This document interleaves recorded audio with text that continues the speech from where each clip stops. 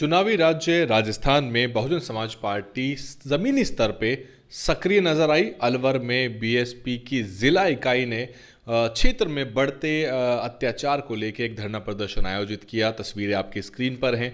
BSP के जिला अध्यक्ष एडवोकेट रामजी गौतम के नेतृत्व में बसपा की जो जिला इकाई है वो कलेक्ट्रेट के दफ्तर पहुंची, धरना दिया और जो SC ST के खिलाफ जो जातीय अत्याचार उत्पीड़न के मामले आसपास के इलाकों में बढ़ रहे हैं उसको लेके बहुत से उन्होंने पुलिस से सवाल किए, प्रशासन से सवाल किए।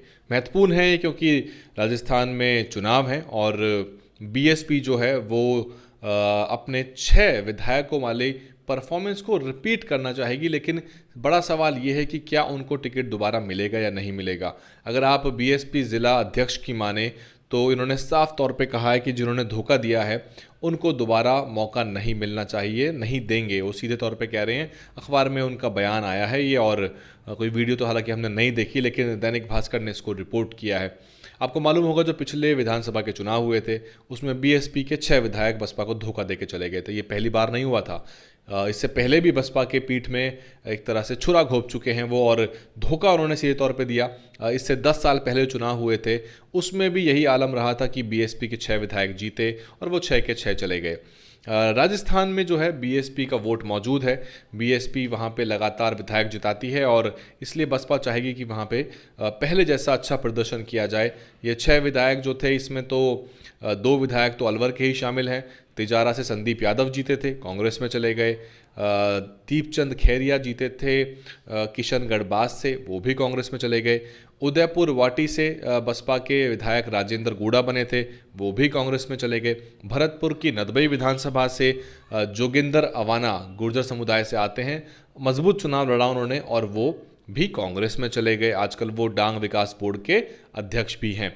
इसके अलावा नगर विधानसभा से वाजिब अली, और वो भी बसपा के टिकट पे चुनाव जीत के कांग्रेस में चले गए। इससे पहले भी वो चुनाव लड़ चुके हैं नगर विधानसभा से NPP से, यानी कि जो किरोड़ी लाल मीणा की जो पार्टी थी, इससे पहले कि उन्होंने विलय किया उस समय लड़े थे और शायद दूसरे या तीसरे नंबर पे आए थे। अच्छा वोट उनको मिला था वहाँ से नगर की विधानसभा से, लेकिन वो भी कांग्रेस में चले गए। तो लगभग ये कितने हो गए, 5 हो गए। और इसके अलावा एक विधायक बसपा के लाखन सिंह मीणा जीते थे। लाखन सिंह मीणा जो हैं वो करौली से जीते थे, वो भी कांग्रेस में चले गए। तो ये हुए 6 विधायक जो कांग्रेस पार्टी में चले गए। अब सवाल यह है कि क्या बसपा इनको दोबारा टिकट देगी। वैसे तो देना नहीं चाहिए सीधे तौर पे, क्योंकि जिन्होंने आपके साथ दगा करी, जो आपके टिकट पे चुनाव लड़ गए और जनता का वोट ले गए, अब वो चले गए। विधायकों का तर्क ये होगा कि ये वोट तो हमारा है, हमने लिया है, हमें मिला है, तो हो सकता है कि वो अपनी किस्मत दोबारा आजमाना चाहे। पर दिक्कत ये आ रही है कि बहुत सारी सीटों पर कांग्रेस के उम्मीदवार पहले से भी मौजूद हैं, क्योंकि ये कांग्रेस के टिकट पे तो चुनाव जीते नहीं थे, ये बसपा के टिकट पे चुनाव जीते थे। और उन सीटों पे कांग्रेस के भी अपने अपने मजबूत प्रत्याशी थे जिनको हरा के ये लोग आए विधानसभा में, लेकिन बाद में ये कांग्रेस में शामिल हो गए। अशोक गहलोत से लगातार मिलते रहे। उम्मीद तो शायद ये रही होगी कि मंत्री पद मिलेगा, पर मंत्री पद मिला नहीं।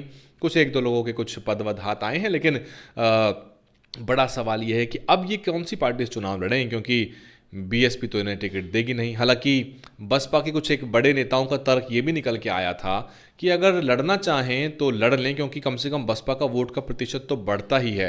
ये लॉजिक ठीक है वैसे देखा जाए तो, कि अगर ये लड़ना चाहते हैं तो लड़ लें, जीत लें और वोट का प्रतिशत बढ़ जाता है। क्योंकि भले ही ये लोग कांग्रेस में अब चले गए हों, जो आंकड़ा है वो बसपा के साथ ही रहता है। तो बसपा को देखना होगा कि क्या उनको केवल आंकड़ा चाहिए, क्या उनको एक एंट्री चाहिए विधानसभा के लिस्ट में कि बसपा के नाम का एक विधायक है, या उन्हें एक एक्टिव विधायक चाहिए, एक्टिव नेता चाहिए।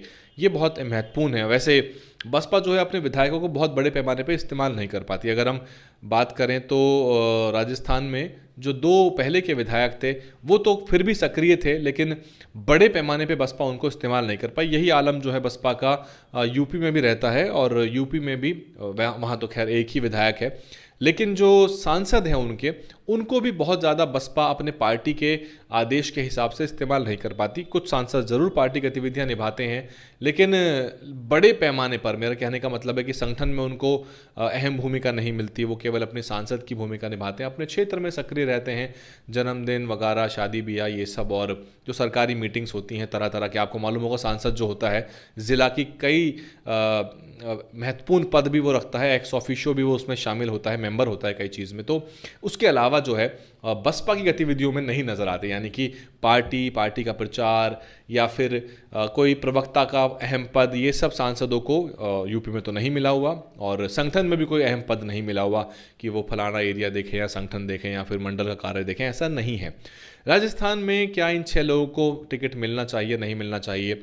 जिला अध्यक्ष तो कह रहे हैं अलवर के नहीं देना चाहिए, जाहिर सी बात है, लेकिन इसमें एक लॉजिक ये है कि अगर ये टाइमली आना चाहें बसपा के पास, यानी कि समय रहते, यानी कि अभी आ जाएं, इसी महीने में आ जाएं, अगले महीने आ जाएं और कह दें कि हम पार्टी में शामिल हो रहे हैं और अब जो है हम एक्टिवली काम करेंगे, बहुत ज़मीन पे एक्टिवली काम करेंगे और फिर से बसपा के लिए ज़मीन तैयार करेंगे, तो समझ में आता भी है। लेकिन फंसे तो ये विधायक भी हैं, क्योंकि इनको शायद कांग्रेस से टिकट ना मिले, क्योंकि कांग्रेस के अपने दावेदार वहाँ तैयार हैं उन सीटों पे, और वहाँ पे हर जगह पे, हर सीट पे जहाँ पे ये बसपा के लोग लड़ रहे थे, वो कांग्रेस के पहले के बहुत सारे प्रत्याशी हैं जो दावेदार हैं। तो क्या बीएसपी से गए लोगों को तवज्जो मिलेगी? ये बड़ी दिक्कत की बात है कि लड़ें तो अब कहाँ से लड़ें? बसपा टिकट नहीं देती अगर, तो कांग्रेस टिकट नहीं देती, तो फिर क्या निर्दलीय लड़ेंगे? तो ऐसे में वाकई में इन विधायकों को टेस्ट हो जाएगा। वैसे मेरा मानना है, मेरा it's my personal opinion, people may और may not agree with it, लेकिन मेरा मानना है कि चाहे कुछ भी हो जाए बसपा को इन्हें टिकट नहीं देना चाहिए और अभी से ही वहाँ पे अपने अपने प्रत्याशियों को तैयार करना चाहिए, क्योंकि एक प्रेसिडेंट तो सेट हो जाए कि कम से कम जो बसपा को धोखा देता है उसे माफ़ी नहीं मिलती। और पिछले चुनाव में बीएसपी के पास बहुत सारे कद्दावर लोग भी चुनाव लड़ने के लिए आए थे। बन्नाराम मीणा ने चुनाव लड़ा था, रिंकी वर्मा ने चुनाव लड़ा था, वो कांग्रेस पार्टी में चली गई और सब लोग सक्रिय रहे थे। नवीन पिलानिया ने चुनाव लड़ा था, और नवीन पिलानिया मैं आपको बता दूं कि एनपीपी यानी कि किरोड़ीलाल मीणा की पार्टी में थे, वो पार्टी छोड़ के आए थे। आमेर के वो पूर्व विधायक थे और आमेर के ही रहने वाले हैं और जाट समुदाय से संबंध रखते हैं। तो ऐसे बहुत सारे लोग थे जो बसपा में आने के लिए आतुर थे। ये बसपा की सक्रियता पर निर्भर करेगा, बसपा की विनेबिलिटी पर निर्भर करेगा, बसपा ज़मीन पे कितना एक्टिव है, कितना नहीं है। और केवल अपने ही कार्यकर्ताओं को आप केवल वो चीज़ सिखाते रहोगे जो दिल्ली में भी होता है कि वो आप 30 साल से वही टेप रिकॉर्डर चल रहा है, आगे नहीं बढ़ पाया है वो, और कुछ भी उसमें न्यूनेस नहीं है, प्रचार के नए तरीके नहीं हैं, और कार्यकर्ताओं से ही पैसा बटोरा जाता है लेकिन उन्हें कार्यकर्ताओं के ऊपर खर्च नहीं किया जाता। यानी कि मंथली कलेक्शन, मासिक कलेक्शन देने वाले कार्यकर्ता ही हैं, विधानसभा के अध्यक्ष हैं, लोकसभा के हैं, यही लोग हैं जो अपनी बुक्स पूरी करते हैं, जो अपनी पर्चियां काट के लेके आते हैं। लेकिन फिर जब इन्हीं के ऊपर खर्चा करना हो संसाधनों के तौर पे, झंडे, डंडे, बैनर, मोटरसाइकिल, गाड़ी, ये सब चीज़ें दुनिया भर की चीज़ें हैं, तो पार्टी को इस सब खर्चे की भी तैयारी करनी चाहिए।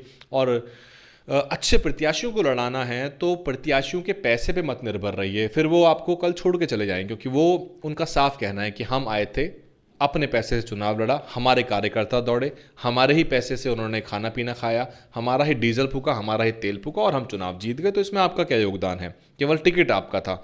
तो बसपा ऐसे लोगों को चुनाव लड़ाए जिसको बसपा अपने बूते पे चुनाव जिता सके, ये बहुत महत्वपूर्ण है और ये बड़ा गलत हो रहा है। ये एक बेसिक फंडामेंटल डिफरेंस है। अगर आप दो मॉडल को कंपेयर करना चाहें तो, अगर as a student of political science आप कंपेयर करना चाहें, अगर आप एक सेफोलॉजी के एंगल से इसको देखें, एक आम आदमी पार्टी का मॉडल है जहां पे प्रत्याशी महत्वपूर्ण नहीं है, सिंबल महत्वपूर्ण है। केजरीवाल के नाम पे वोट मिल रहा है, जैसा बहन जी के नाम पे उत्तर प्रदेश में मिला करता है, अब तक तो कम से कम मिलता ही है। बड़े पैमाने पे ना मिल रहा हो, घट रहा हो, लेकिन बहन जी के नाम पे वोट उत्तर प्रदेश में मिलता है। राजस्थान में क्या मिलता है या नहीं मिलता, ये बहुत बड़ी चुनौती है समझने की, क्योंकि पार्टी के नाम का वोट, सिंबल का वोट उसे कहा जा सकता है जहां प्रत्याशी बदलता रहे लेकिन उस विधानसभा में उतना वोट लगातार मिले। पिछले चुनाव में मिला हो 50,000, अगले चुनाव में मिला हो 50,000, उससे अगले चुनाव में 50,000 मिले, चाहे प्रत्याशी बदलता रहे, तो मान लीजिए कि वो पार्टी का वोट है, वो सिंबल का वोट है, वो बहन मायावती के नाम पे मिल सकता है या जिस भी पार्टी की हम बात कर रहे हैं उसके नाम पे मिल रहा है। तो बसपा को ना अपना पार्टी का वोट बढ़ाना चाहिए, बसपा को अपने कार्यकर्ताओं के साथ इन्वेस्टमेंट करनी चाहिए और अपने इंफ्रास्ट्रक्चर को इम्प्रूव करना चाहिए, अपने नेटवर्क को बढ़ाना चाहिए, फिर वो बाकी सारी चीज़ें हैं जो मैं लगातार कहता हूं। लेकिन अगर बसपा ऐसा करती है तो फिर अच्छे खासे लोग भी बसपा के पास टिकट मांगने आएंगे, आपको टिकट देने जाना नहीं पड़ेगा। फर्क समझिए, आज नेता जो हैं, बसपा के जो पदाधिकारी हैं, वो प्रत्याशियों के घर घर जा रहे हैं, उनको ढूंढ रहे हैं, तो वो ताकत पैदा करिए कि प्रत्याशी आपके पास आए कि सर मैं चुनाव लड़ना चाहता हूं फलानी जगह से, मैंने ज़मीन तैयार की हुई है। आप देख रहे थे डियर हिंदी, मैं हूं वैभव कुमार। बीएसपी गतिविधि थोड़ी बहुत तो तेज़ हुई ही हैं और एक ज़िले में कार्यक्रम हुआ है, लेकिन प्रदेश स्तर पे बड़े कार्यक्रम जो है वो करने की ज़रूरत है और विपक्ष की भूमिका निभाइए। गहलोत सरकार से सवाल करिए और बीजेपी से भी सवाल करिए और अपने आप को विकल्प के रूप में दिखाइए, तब जाके एक किंग मेकर की भूमिका बन सकती है। नहीं तो वही ढर्रे की राजनीति से कुछ नया नहीं होने वाला। फिलहाल इतना ही। कमेंट करिए। DNN हिंदी को सब्सक्राइब करने के लिए दबाएं लाल रंग का सब्सक्राइब बटन और घंटी का बटन दबाकर ऑल नोटिफिकेशन पर क्लिक करें। चैनल को जिंदा रखने के लिए नीले रंग का ज्वाइन बटन दबाकर चैनल को आर्थिक सहयोग करें।